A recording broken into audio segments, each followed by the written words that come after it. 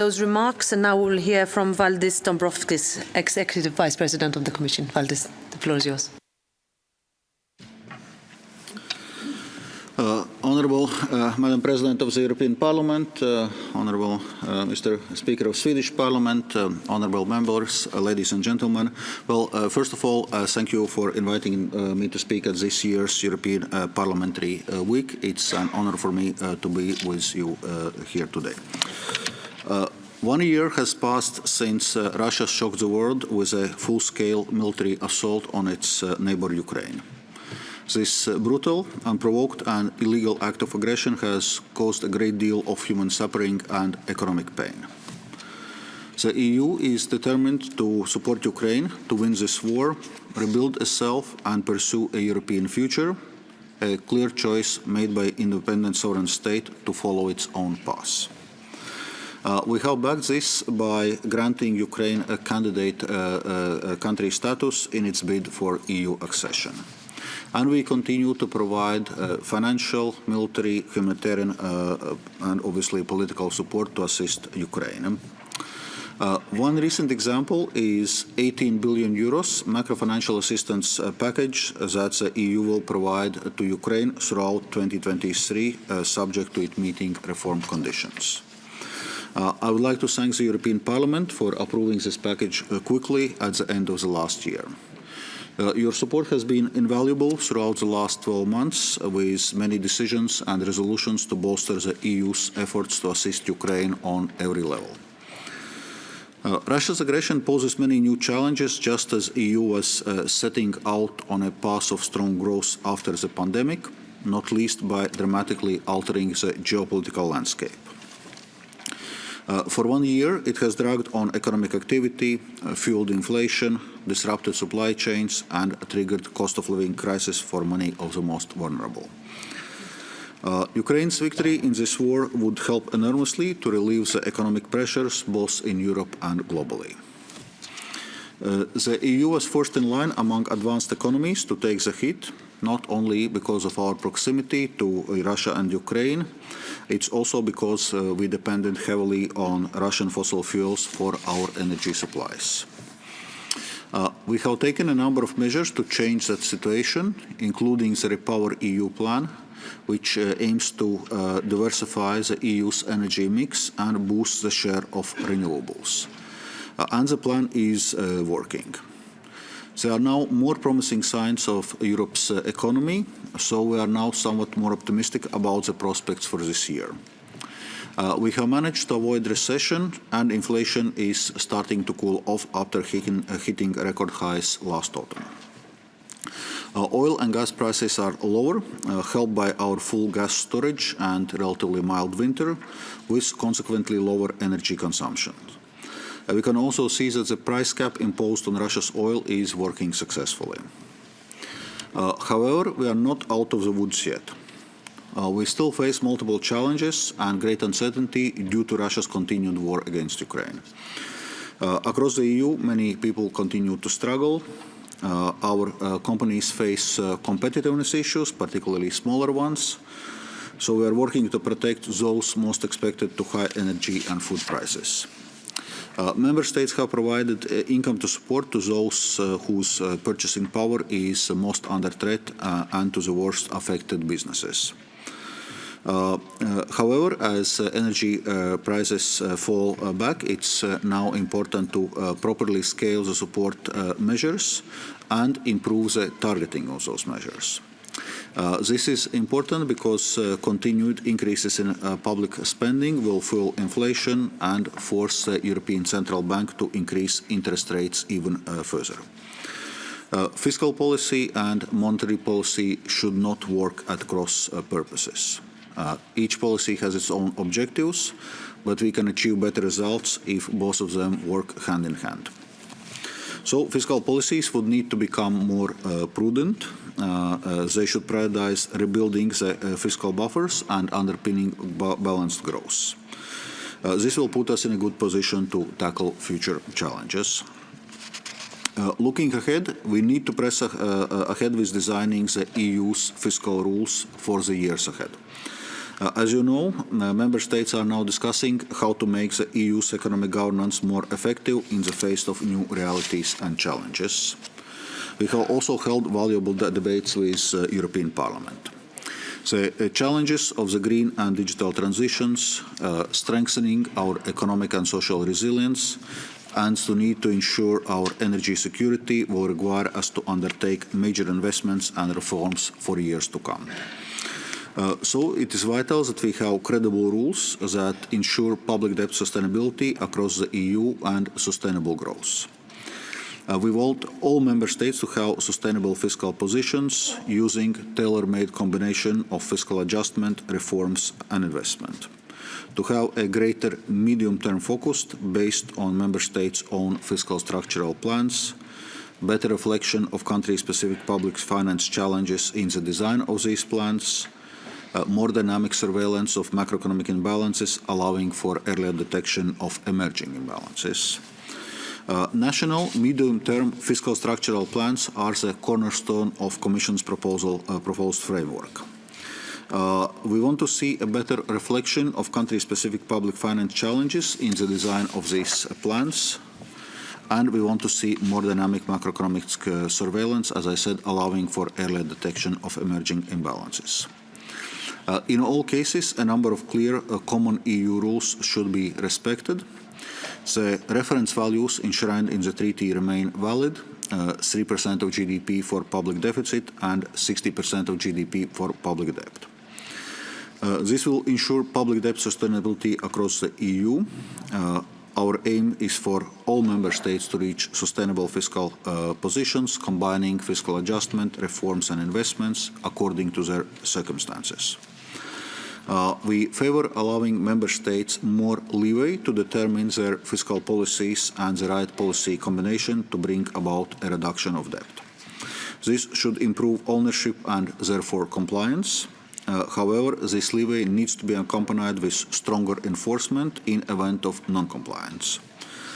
At the same time, all Member States should respect transparent European boundaries to ensure equal treatment. The Commission will continue to fully support the discussion in the weeks ahead. This should allow us to present legislative proposals shortly after March European Council meeting. As a co-legislator, the European Parliament will be fully involved in the discussions and decision-making on these proposals. So I hope to have your support on this critical endeavour. Honourable members, to secure future growth, we need appropriate policies to reflect changing global dynamics and to support Europe's industrial and economic transformation. We are determined to boost our industrial competitiveness to strengthen overall growth and resilience. Given all geopolitical shifts and risks at the moment, it is essential to maintain the EU's position as a leading global economic player. This brings me to the Green Deal Industrial Plan. It aims to enhance the competitiveness of our net zero industry, support the fast transition to climate neutrality, and make Europe the hub of clean tech and industrial innovation. It is structured around four main themes or pillars. First, creating more predictable and simpler regulatory environment that allows us to scale up development and use of clean technologies. Second, stimulating investment and financing of clean tech production. We want faster and simpler access to national and EU funding, which we plan to achieve by making temporary changes to certain state aid rules. Third, making sure that workers get the skills they need to succeed in the green and digital transition. Fourth, stepping up our trade agenda to open up more markets, access essential inputs, and to help our industry cut costs, create jobs, and develop new products. In the short term, necessary financing is available. We need to make best use of existing instruments, such as the Recovery and Resilience Facility and Repower EU, InvestEU, and the Innovation Fund. A good deal of this financing could be redirected towards clean technologies, helping Europe to carry out a successful green transition with a greater use of renewable energy. Together with revised state aid rules, the RRF will be the primary tool for accomplishing the first phase of the Green Deal industrial plan. They should work in tandem, meaning that state aid flexibilities will be instrumental to the faster and more efficient delivery of RRF funds. And as you know, RRF funds last up to the 31st of August 2026. For the medium term, the Commission intends to give a structural answer to investment needs by proposing a European Sovereignty Fund in the context of review of the multi-annual financial framework, so before summer 2023. This will help to safeguard cohesion and the single market against risks caused by unequal availability of state aid. Tax breaks, tax credits and accelerated depreciation for investments that meet RRF eligibility criteria will help to speed up deployment of RRF funds and make them more efficient. Compared to grant procedures, they involve less bureaucracy for business and public administration. And as you know, US Inflation Reduction Act also makes extensive use of tax breaks and credits. Honourable members, I hope that I have given you a flavour of where the EU stands at this sensitive time in policy as well as geopolitics and the steps we are taking to cope with today's challenges and those on the horizon. Well, many more areas could be mentioned too, of course, but I know that you are going to have extensive debates throughout this parliamentary week, so I wish you all the success and successful parliamentary week. Thank you very much.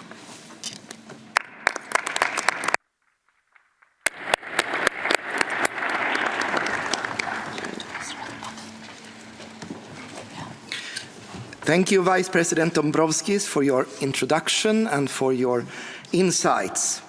Now we will have the opportunity to see and listen to a video message from Mr. Mathias CORMANN, Secretary General of the OECD. Please start the video. Colleagues, friends all, thank you for inviting me to open your meeting today with a few words about the economic outlook. In short, while we continue to pay the price for Russia's war of aggression against Ukraine, especially in Europe, the outlook for 2023 is somewhat brighter than what we expected it to be towards the end of last year. The growth in the euro area reached 3.5% in the end last year, and we may well avoid a recession this year. We are in fact forecasting growth of 1.4% in 2024. Europe's resilience was boosted by several factors. In the wake of Russia's war of aggression, the European Union and indeed EU countries acted decisively to diversify energy supplies, reducing the share of Russian gas in overall EU gas imports, down from about 40% before the war to less than 7% at the end of 2022. A mild winter has also helped, making it easier to cope with the disruptions in Russian gas supplies. Businesses and households across Europe did their bit by actively conserving energy.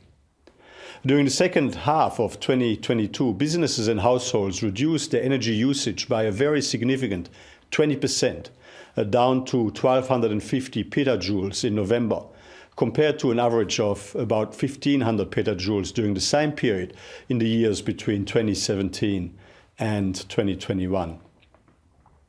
As a result of these collective efforts, gas storage levels in Europe stood at 84% capacity in January, compared to an average of about 70% at the same point in time over the last 4 years. Lower demand and stronger than expected supply helped to reduce gas prices quite significantly as well, down from about 350 euros per megawatt hour last summer to about 50 euros in February this year. These lower energy prices are helping to bring inflation down from its October peak of 10.6% to about 8.5% in January. We still have a way to go in timing inflation properly, but the trend certainly would appear to be our friend. Some of the easing of short-term pressures is of course welcome, but we must also remain focused on our core structural reform agenda and some of the structural reform challenges in front of us to help boost our resilience to any future external shocks. First, we must get stronger growth back on track, which will mean boosting productivity by supporting investment, research, innovation, skills development, optimizing workforce participation levels, broadening the uptake of digitalization by smaller firms, and by promoting competition. Over the past 2 decades, productivity growth has slowed across OECD economies, reaching less than 0.5% annually in the years before the COVID-19 pandemic. The gap between firms at the leading edge of productivity and those further behind should be closed by focusing on reducing regional disparities, investing in infrastructure and skills, and indeed by reducing unnecessary regulatory burdens.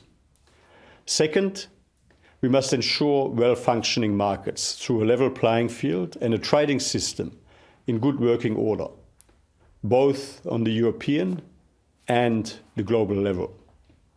The single market is one of the greatest European achievements and a fundamental driver of growth.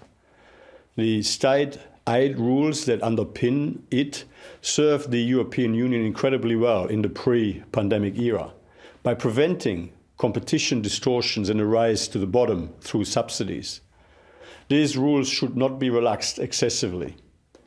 Instead, Europe should rely on dynamic competitive markets to fuel growth and maximize the opportunities of the digital and sustainable transformations.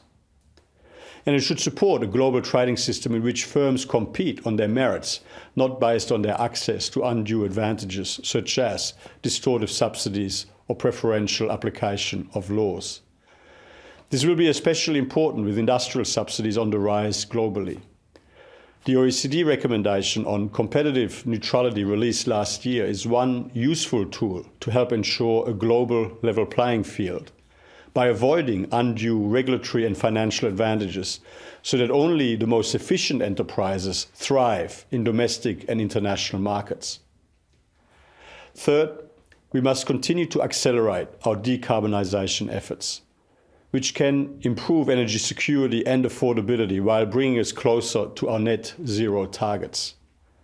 This will require the right mix of fiscal and regulatory tools and for countries to share their experiences with one another on what works and what doesn't as they undertake this massive, unprecedented transformation. The OECD's new inclusive forum on carbon mitigation approaches, which had its inaugural meeting earlier this month, is designed to help optimize the global impact of individual countries' efforts to reduce emissions by facilitating data and information sharing, through evidence-based mutual learning, and through inclusive multilateral dialogue. We must also not forget that in the short run, the sustainable transformation will have redistributive effects. Well-designed policies to facilitate workforce transitions and to support regional industrial transformation are key to ensure the opportunities created by the sustainable transformation are widely shared. Fourth, we must continue to seize the many benefits of the digital transformation while better managing some of the risks, challenges, and disruptions associated with it. Enrollment in science, technology, and engineering education must be strengthened across Europe to ensure the workforce is prepared for the opportunities of the future. At the same time, the European Union will need to continue to show its leadership on effective policy responses to the challenges digitalization poses for cybersecurity, privacy, competition, tax policy, and more. Finally, we must address the impact of population aging. Population aging is good news in many ways, but it is also a drag on growth through its impact on workforce participation levels and productivity, and hence, if unaddressed, will lead to lower government revenues at a time of increased aging-related social and health-related expenditures. There are several tools available to cushion the impacts of this trend. As we live longer, we need to work longer. Lighter retirement should be rewarded, and age discriminatory policies and practices should be removed. Governments must improve the employability of workers throughout their working lives, including by addressing skill obsolescence among older adults. Strikingly, only 24% of older adults participate in training, compared to 47% of young adults in OECD countries. We need to drive that cultural change towards lifelong learning, and necessary pension reforms need to be coupled with policy measures to tackle labour force shortages, reduce barriers for older, healthy employees to stay in the workforce, including through lifelong learning and skills development. And we must leverage skilled immigration. Indeed, migration is another tool to help address some of the impacts of population ageing on our economies. Between 2005 and 2015, immigration accounted for 91% of the labour force growth in the European Union. In Italy, over the same period, the labour force would have declined without immigration. In closing, despite the continued challenges in front of us, there are reasons for optimism. Yes, we must continue to address short-term pressures intelligently. We must also tackle longer-term structural reform challenges. Open dialogue and the exchange of experiences will help us to tackle these challenges together, including through gatherings such as this one. I wish you a positive, productive, and fruitful meeting. Thank you.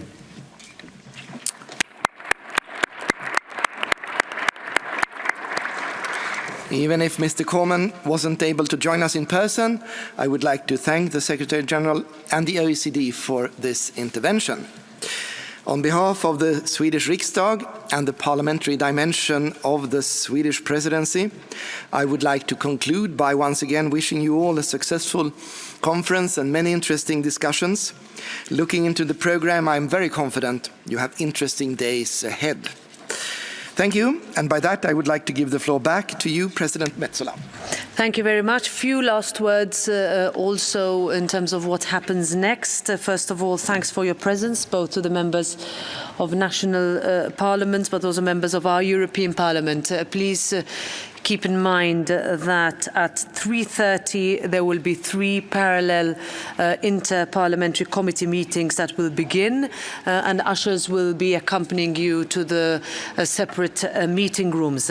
Before you all rush off, though, to these meetings, I'll ask you now to have a family photo, and I'll tell my colleagues on the tribune to come down. And by that, I wish you a very fruitful week. Nice to have you here. Welcome again.